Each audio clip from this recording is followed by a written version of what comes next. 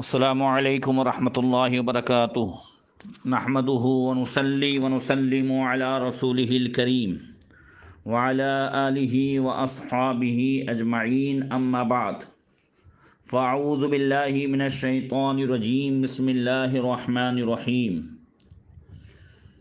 या अय्युहन नासु इत्तक़ू रब्बकुम इन्ना ज़लज़लतस साअति शैउन अज़ीम सदक़ल्लाहु मौलानल अज़ीम। दुरूद शरीफ पढ़ें। अल्लाहुम्मा सल्लि अला सय्यिदिना मौलाना मुहम्मदिन मअदनी जूदी वल करम व आलिहि व सहबिहि व बारिक वसल्लिम। मोहतरम सामईन, अहादीस की रोशनी में क़यामत की छोटी छोटी निशानियाँ बयान हो रही हैं। हज़रत अबू हुरैरा रज़ियल्लाहु तआला अन्हु से कि रसूलुल्लाह सल्लल्लाहु तआला अलैहि वसल्लम ने फरमाया कि याती अलन नास ज़मानुन ला यस्लमु लिज़ी दीनिन दीनुहु इल्ला मन हरबा बिदीनिही मिन शाहिकिन इला शाहिकिन व मिन जुहरिन इला जुहरिन। कि क़यामत से पहले एक ऐसा ज़माना आएगा कि दीनदार आदमी का दीन सलामत नहीं रहेगा सिवाय उस शख्स के जो अपना दीन बचाने के लिए किसी पहाड़ी की चोटी से दूसरी चोटी पर या एक सुरंग से दूसरी सुरंग पर अपना दीन बचाता हुआ भागता फिरे। अब आगे फरमाया फ़इज़ा काना ज़ालिका कज़ालिक काना हिलाकुर रजूल फ़इज़ा काना ज़ालिका कज़ालिक लम तुनलिल मईशतु इल्ला बिसख्तिल्लाह। कि जब वो ज़माना आएगा तो फिर उस वक्त मईशत यानी इंसान की रोज़ी सिर्फ उन्हीं ज़राए से हासिल होगी जिनसे अल्लाह ताला नाराज़ होगा। यानी जब दीन बचाना दुश्वार होगा तो उस ज़माने में इंसान की रोज़ी भी वो हराम ज़रियों से होगी। फिर आगे फरमाया फ़इज़ा काना ज़ालिका कज़ालिक काना हिलाकुर रजूल अला यदै ज़ौजतिही व वलदिही। फिर जब ऐसा वक्त आ जाए तो उस वक्त आदमी की हिलाकत की वजह उसकी बीवी या उसकी औलाद होगी। फ़इल्लम यकुन लहू ज़ौजतुन वला वलदुन काना हिलाकुहु अला यदै अबवैह। और अगर उसके बीवी बच्चे न हो तो उसके माँ बाप उसकी हिलाकत का सबब होंगे। फिर फरमाया फ़इल्लम यकुन लहू अबवान काना हिलाकु अला यदै क़राबतिही अविल जीरान। और फिर अगर उसके माँ बाप भी ना हो तो उसकी हिलाकत उसके करीबी रिश्तेदारों या हमसायों के हाथों होंगी। क़ालू, सहाबाए किराम ने अर्ज़ की, कैफ़ ज़ालिका या रसूल अल्लाह, या अल्लाह के रसूल सल्लल्लाहु अलैहि वसल्लम ये कैसे होगा। क़ाल, फरमाया युग़य्यिरूनहु बिज़िक़िल मईशति फ़इंदा ज़ालिक युरिदु नफ्सहुल मुवारिद अल्लती तहलिकु फ़ीहा। हुज़ूर ने फरमाया कि वो लोग उसे पैसे की कमी के सबब तंगी माश यानी रोज़ी की तंगी का ताना देंगे जिसकी वजह से वो दौलत समेटने के लिए अपने आप को ऐसे कामों में मुलविस कर लेगा जो उसकी हिलाकत का सबब होंगे। आज के दौर में हम अपने इर्द गिर्द का माहौल का जायज़ा लें तो 1400 साल पहले हमारे नबी सल्लल्लाहु अलैहि वसल्लम ने जो फरमाया वो रोज़े रोशन की तरह दिखता नज़र आ रहा है। फरमाया कि इंसान की रोज़ी उन ज़रियों से होगी जिसमें अल्लाह की नाराज़गी हो। इससे पहले फरमाया, दो हदीस परसों गुजरी कि उस ज़माने में लोग सूद की लपेट में, ब्याज की लपेट में होंगे और अगर ब्याज खाते भी नहीं होंगे तो फिर उसका कोई ना कोई गुबार उन्हें पहुंचेगा। उसी के अलावा आज हम देखते हैं, फिर आज की हदीस पाक में कुछ चीज़ें बड़ी वजाहत के साथ बयान की गई कि आदमी ऐसी रोज़ी हासिल करने के लिए क्यों मजबूर होगा।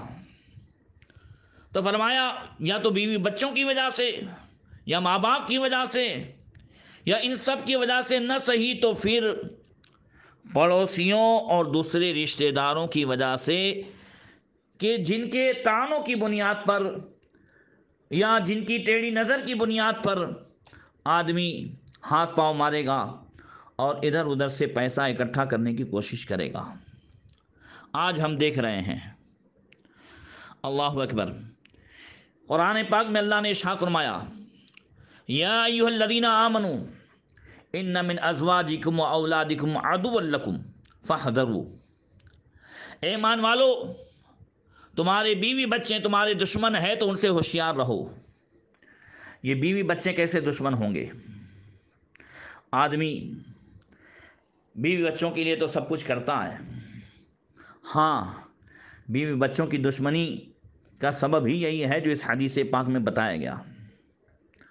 बहुत सी मर्तबा आदमी बहुत आसान तरीके से अपने बच्चों की शादियां करना चाहता है, मगर ये बीवी बच्चों की ज़बरदस्ती होती है, या माँ बाप का या रिश्तेदारों का प्रेशर रहता है, या दोस्तों का प्रेशर रहता है, जिसकी वजह से आदमी हराम काम करता है। डीजे बाजे हैं, या समाज में नाक ऊंची रखने की वजह से कर्ज है, या फिर ब्याज से पैसा ले आता है, ज़मीन गिरवे रख देता है, और अपनी समाज में नाक ऊंची रखने के लिए, ताने से बचने के लिए, या समाज की नाराज़गी से बचने के लिए वो बहुत सारे हराम काम कर बैठता है। हज़रात, याद रखिए, कुरान पाक में एक जगह फरमाया गया, वअलमू अन्नमा अमवालुकुम व औलादुकुम फितना। जान लो कि तुम्हारा माल और तुम्हारी औलाद ये आजमाइश का सबब है। माल कमाना जो है वो आसान है, उसको खर्च करना ये दुश्वार है कि कहाँ खर्च करे। जबकि कल क़यामत के दिन दोनों ताल्लुक़ से पूछा जाएगा, जैसा कि हदीस पाक में है। अल्लाह के रसूल सल्लल्लाहु अलैहि वसल्लम ने इरशाद फरमाया, ला तज़ालु क़दमा इब्न आदम हत्ता युसअल अन खमसिन, कि आदमी क़यामत के दिन एक कदम आगे नहीं बढ़ा सकेगा जब तक कि 5 सवालों का जवाब न दे ले। उससे पूछा जाएगा, अन उम्री ही फ़ीमा अफनाओ, तूने उम्र कहाँ गुजारी, व अन शबाबी ही फ़ीमा अबलाहो, तूने जवानी कहाँ गुजारी। जवानी दीवानी तो नहीं बनाई थी, जवानी खेल कूद में, नाच गान में, अल्लाह रसूल की नाफरमानी में और दूसरों की इज्जत को तार तार करने में तो नहीं गुजारी। जवानी किस में गुजारी? बंदा जब जवानी में इबादत करता है तो अल्लाह तबारक व तआला उसे 10 बूढ़ों के जो है इबादत के बराबर सवाब अता फरमाता है। बंदा जब जवानी में इबादत करता है, कुरान की तिलावत करता है, मस्जिद में जाता है, तो फिर अल्लाह तबारक व तआला अगर बुढ़ापे में वो बेड रेस्ट हो जाए या वो शख्स अब मस्जिद तक न जा सके या कुरान न पढ़ सके, तो जो जवानी में करता था तो अल्लाह तबारक व तआला किरामन कातिबीन आमाल लिखने वाले फ़रिश्तों को हुक्म देता है कि इसके नाम आमाल में वैसे ही अमल का सवाब लिखो जैसा कि जवानी में करता था। सरकार हुज़ूर मुफ्ती आदमीन फरमाते हैं, रियाज़त के यही दिन हैं, बुढ़ापे में कहाँ हिम्मत, जो कुछ करना है अभी कर ले, जो कुछ करना हो अभी कर लो, अभी नूरी जवां तुम हो।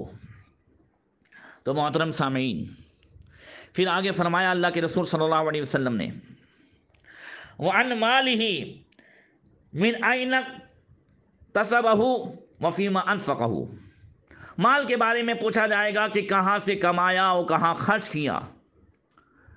वमिन इल्मिही फ़ीमा आमिलहू, और इल्म के बारे में पूछा जाएगा कि उसके मुताबिक कितना अमल किया। ये 5 सवालात होंगे। उसमें माल के ताल्लुक़ से भी पूछा जाएगा। इस वजह से अल्लाह ताला हमको अमल की तौफ़ीक़ अता फ़रमाए। देखें, हज़रत सैयदना उमर इब्न अब्दुल अज़ीज़ रज़ियल्लाहु ताला अन्हु, ये खलीफ़े राशिद हैं, अमीरुल मोमिनीन हैं, और ईद के अगले दिन रमज़ानुल ईद जो ईद उल फ़ित्र है, उसके अगले दिन बीवी ने कहा, बीवी भी कौन थी? अल्लाहु अकबर, सुलेमान बिन अब्दुल मलिक की बहन थी, शहज़ादी थी, और हज़रत उमर बिन अब्दुल अज़ीज़ रज़ियल्लाहु ताला अन्हु से निकाह कराया। अल्लाहु अकबर। फिर वो भी क़नाअत की ज़िंदगी गुजारने लगी। एक दिन बीवी ने कहा ईद के अगले दिन कि कल ईद है और बच्चियों के पास कपड़े नहीं हैं, बच्चियां अगर औरों को देखेंगी तो उनका दिल बैठ जाएगा, इसलिए कि वो अमीरुल मोमिनीन खलीफ़े राशिद बादशाह सलामत की बेटियां हैं। हज़रत उमर बिन अब्दुल अज़ीज़ ने फरमाया, पैसे तो कुछ नहीं हैं, मगर जो कुछ भी बैतुल माल से मिलता है, अगर 1 महीने का एडवांस मिल जाए तो कुछ करते हैं। लिहाजा उन्होंने मुंशी को बुलाया और कहा कि 1 महीने की एडवांस तनख्वाह अगर मिल जाए तो बच्चियों के लिए कपड़े का इंतज़ाम हो जाए। बड़ा पाकीज़ा ज़माना था। मुंशी का भी जवाब सुनिए। उन्होंने कहा, अमीरुल मोमिनीन, मुझे देने में कोई हर्ज नहीं है, मगर आप ये लिख के दे सकते हैं कि आप 1 महीना ज़िंदा रहेंगे तो एडवांस तनख्वाह दे दी जाए। ये सुन करके हज़रत उमर बिन अब्दुल अज़ीज़ कांप गए। कहा, ये किस में हिम्मत हो सकती है जो गारंटी दे कि 1 महीना ज़िंदा रहेगा? कहा, फिर मैं कैसे जो है वो तनख्वाह दे सकता हूँ? आपने बच्चों को बुलाया, फरमाया कि उमर में ये हिम्मत नहीं है कि वो गारंटी दे, लिहाजा जो कपड़े हैं उसी को धुल करके पहन लिया जाए। अल्लाहु अकबर। अल्लाह हम सबको, मुझे भी, सबको अमल की तौफ़ीक़ अता फ़रमाए। क्या हमारे वो असलाफ़ थे। इसी वजह से बुज़ुर्गों ने फ़रमाया है कि ये कमाल नहीं है कि बच्चों के लिए क्या छोड़ा, कमाल ये है कि बच्चों को कैसा छोड़ा। यानी हमने उनके लिए बैंक बैलेंस छोड़ा, दुकानें छोड़ी, उनके लिए ज़मीन जायदाद छोड़ी, ये कमाल नहीं है, उनको कैसा बनाया है। सैयदना उमर बिन अब्दुल अज़ीज़ रज़ियल्लाहु ताला अन्हु के 11 बेटे थे, और आपके इंतकाल से पहले किसी ने हज़रत उमर बिन अब्दुल अज़ीज़ से कहा कि आपने अपनी औलाद के साथ अच्छा नहीं किया। कहा, क्यों? कहा, आपके 11 बेटे हैं और आपने सिर्फ इतना माल छोड़ा है कि हर एक के हिस्से में 2-2 दिरहम आए, दिरहम सिर्फ 2-2।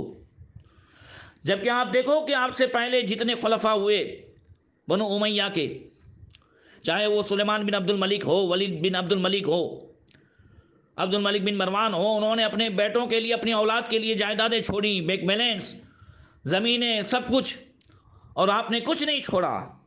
तो हज़रत उमर बिन अब्दुल अज़ीज़ सोए हुए थे, कमज़ोर थे, लेटे हुए थे। आपने फरमाया, मुझे बिठाओ। लोगों ने बिठाया। आपने पूछने वाले से फरमाया, मेरी औलाद में से कोई बेनमाजी है? कहने वाले ने कहा, नहीं। कहा, उनमें से कोई जुआरी है? कहा, नहीं। कहा, उनमें से कोई शराबी है? कहा, नहीं।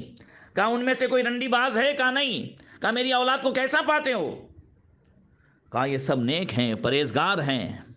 कहा, बस जब ये नेक हैं तो मुझे उनकी फ़िक्र करने की कोई ज़रूरत नहीं है। अल्लाह कुरान में फरमाता है, वहुव यतवल्ला सालिहीन, नेकों का हिमायती, नेकों का जो है मददगार अल्लाह है। मैं अपनी औलाद के लिए बैंक बैलेंस छोड़ूँ या सब कुछ छोड़ूँ और बाद में वो गुनाह करे तो कब्र में उसकी वजह से मुझे भी अज़ाब होगा, और मैं उन्हें नेक बनाऊँ तो अल्लाह तबारक व तआला उनकी मदद फरमाएगा। तारीख़ बताती है कि औरों के बच्चे बनु उमैया में वो मांगते नजर आ रहे थे। उमर बिन अब्दुल अजीज़ के 11 बेटे ऊंचे ओहदे पर फाइज थे। तो जो बंदा अल्लाह रसूल की इताअत और फरमाबरदारी में ज़िंदगी गुजारता है, अल्लाह ताला उसे सबसे बड़ी कामयाबी अता फरमाता है।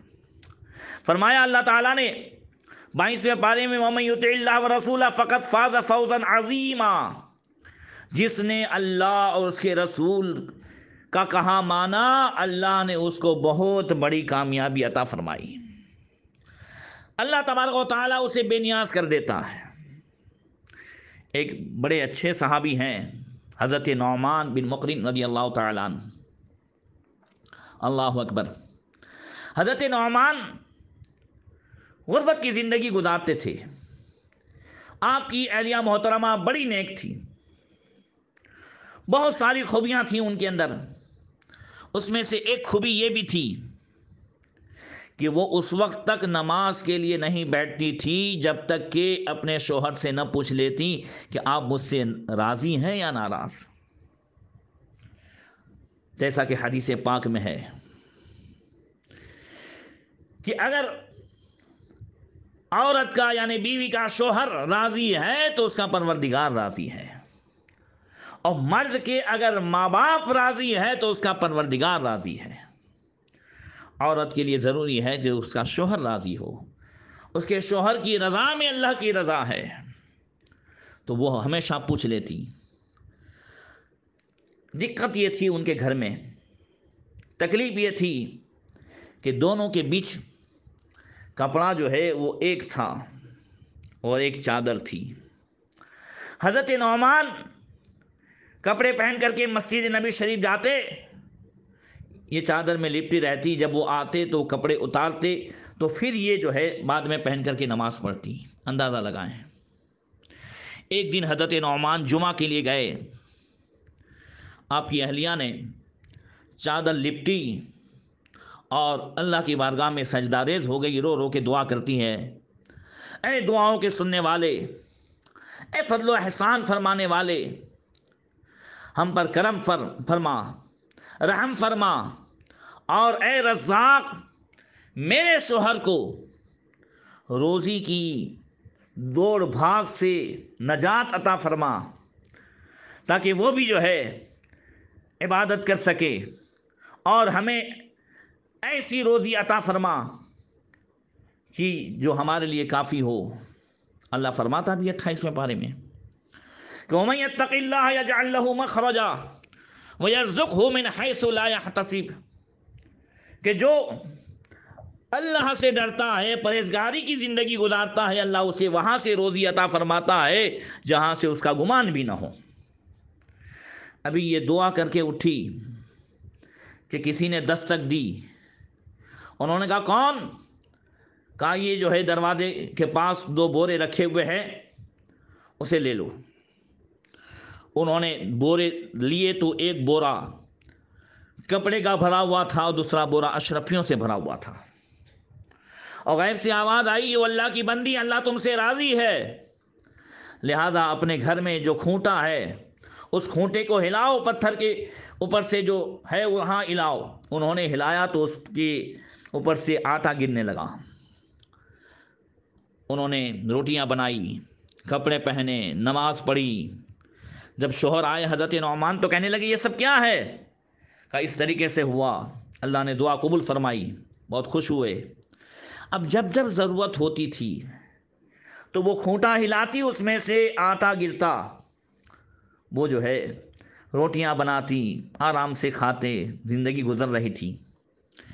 एक दिन हज़रत नौमान की अहलिया को ख्याल आया कि मैं देखूँ तो सही कि इस खूंटे के ऊपर कौन सी चक्की है, कौन सी फैक्ट्री है, क्या मामला है, ये कैसे आटा गिरता है। लिहाजा ऊपर चेक करने के लिए चढ़ी, खूंटा हिलाया, देखा कुछ पत्थर जो था वो उसको हटाया, देखा तो कुछ भी नहीं। अब वक्त मुकर्ररा पर जैसे ही खूंटा हिलाती है तो आटा नहीं गिरता। अल्लाह के रसूल सल्लल्लाहु अलैहि वसल्लम की बारगाह में हाजिर हुई, पूरा वाक़या पेश किया। आका खुश हुए और फरमाया अल्लाह ने तुम्हारी दुआ कबूल फरमाई, गैब से रोज़ी अता फरमाई, मगर अब ये आटा इसलिए नहीं गिरता कि जो गैब से रोज़ी मिलती हो उसमें तवक्कुल शर्त है।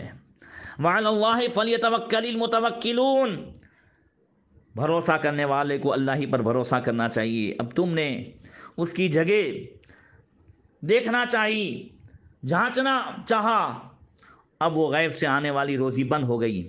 अगर तुम खूंटा न देखती तो क़यामत तक उसमें से आटा गिरते रहता और तुम उससे फ़ायदा उठाते रहते। अल्लाह अकबर। ज़रा वाक़या पूरा कर दूँ। हज़रत नौमान की यह अहलिया कुछ दिनों के बाद इंतकाल कर गईं। हज़रत नौमान उनकी तजहीज़ व तकफ़ीन के लिए और उनको गुस्ल दिलाने के लिए गसाला यानी औरत को ढूंढने के लिए निकले। इधर जा रहे हैं उधर जा रहे हैं, कुछ देर हो गई। वापस आए तो क्या देखा कि औरत को किसी ने गुस्ल भी दे दिया है, कफन भी पहना दिया है। ये हैरान थे कि उन्होंने कफन हटाया तो पेशानी पर लिखा था कि ये वो बंदी है, अल्लाह की नेक बंदी, जिसने हमेशा अपने शोहर का ख्याल रखा, शोहर के लिए गर्म पानी करती, शोहर को जो है नहाने वज़ू करने इन सब का इंतज़ाम कर देती थी। उसने हमेशा शोहर की खिदमत की। तो अल्लाह तबारक व तआला ने ये खिदमत कबूल फरमा कर उसके शोहर को उसके जो है गुस्ल की भी तकलीफ़ नहीं देने दी और गैब से अल्लाह ने इंतज़ाम फरमा दिया। अल्लाह अकबर। ये है शोहर की खिदमत। बैर के अल्लाह ताला तौफीक अता फरमाए। तो आज ये कर रहा था कि ऐसा ज़माना जिसमें बीवी बच्चे या माँ बाप या रिश्तेदार या पड़ोसी या दोस्तों अहबाब ये हिलाकत का सबब होंगे। अल्लाह तबारक व तआला हमें शरीयत मुतहरा पर अमल करने की तौफीक अता फरमाए। एक आखिरी हदीस और समाअत कर लीजिए। फरमाया हज़रत अब्दुल्लाह बिन अम्र बिन आस ने युहद्दिसु अन रसूलिल्लाह सल्लल्लाहु तआला अलैहि वसल्लम, वो नबी करीम सल्लल्लाहु तआला अलैहि वसल्लम से रिवायत करते हैं, अन्नहु क़ाल, हुज़ूर ने फरमाया, मिन इक़्तिराबिस साअति अन तुरफ़अल अशरार व तुज़अल अख़यार व युफ़्तहल क़ौल व युग़ज़नल अमल व युक़रा बिल क़ौम अल मुश्तातु लैसा फ़ीहिम अहदुन युनकिरुहा। आका ने इरशाद फरमाया कि क़यामत से पहले निशानियों में से ये भी है कि सोसाइटी में जो बुरे लोग हैं उनका रुतबा बुलंद होगा और जो अच्छे होंगे उनका रुतबा गिरा दिया जाएगा। और कीलो काल यानी बहसो मुनाजरा आम हो जाएगा, एक एक मसले पर खूब बहस होगी। फ़कीला वमल मसनात, अर्ज़ की गई या रसूलल्लाह ये मसनात क्या है? फरमाया मक्तुतिबत सिवा किताबिल्लाह, फरमाया कि जो अल्लाह की किताब के ख़िलाफ़ जो कुछ लिखा गया होगा उसका दौर दौरा होगा। लोग कुरानी तालीमात के अलावा दूसरी तालीम जो है आम करेंगे और उसकी मुखालफत नहीं होगी, लोग आंखें बंद करके उस पर अमल करेंगे। आज यही चीज़ें देखी जाती हैं। अंदाज़ा लगाएं, आज कुरान पढ़ना, कुरान की तालीमात, कितने लोग उससे आशना है? कितने घरों में कुरान पढ़ा जाता है? नहीं, न कुरान पढ़ा जाता है, न उसकी तालीमात को जाना जाता है, बल्कि हम उसी पर लगे हुए हैं। जो कुछ भी सुना, जो कुछ बाप दादा से चला आ रहा है, उसी पर हम रातें दिन लगे हुए हैं। लोग कुरान पढ़ने की उतनी फ़िक्र नहीं करते जितने जो है 10 बीवियों की कहानी, लकड़हारे की कहानी और फुला कहानी और ये चीज़ वो चीज़, आज उसके अहतमाम कसरत से मिलते हैं। इसी के साथ साथ कुरान की तालीमात के ख़िलाफ़ अक़ाइद, आमाल खूब आम होते जा रहे हैं और उसी पर लोग खूब जो है कसरत से ध्यान देते हैं। सिर्फ जो है रमज़ान के चाँद की खबर दे दो, 80 साल के गुनाह माफ़, जन्नत में सबसे पहले जाएगा, ये इतना माफ़, वो माफ़। वो कुरान की तालीमात के ख़िलाफ़ मैसेज और वो पैगाम आम हो रहे हैं। अल्लाह ताला तौफीक अता फ़रमाए, दर्स कुरान और नूर कुरान से हम सबको माला माल फ़रमाए और उस पर अमल करने की तौफीक अता फ़रमाए। मोहतरम सामीन, आज भी वक्त है कि आज अल्लाह ने जो कुछ भी वक्त अता फ़रमाया हम उसे गनीमत जानकर कुरान और हदीस की तालीमात हासिल करें और उस पर अमल करने की कोशिश करें। अल्लाह ताला तौफीक अता फ़रमाए। अस्सलामु अलैकुम व रहमतुल्लाहि व बरकातुहू।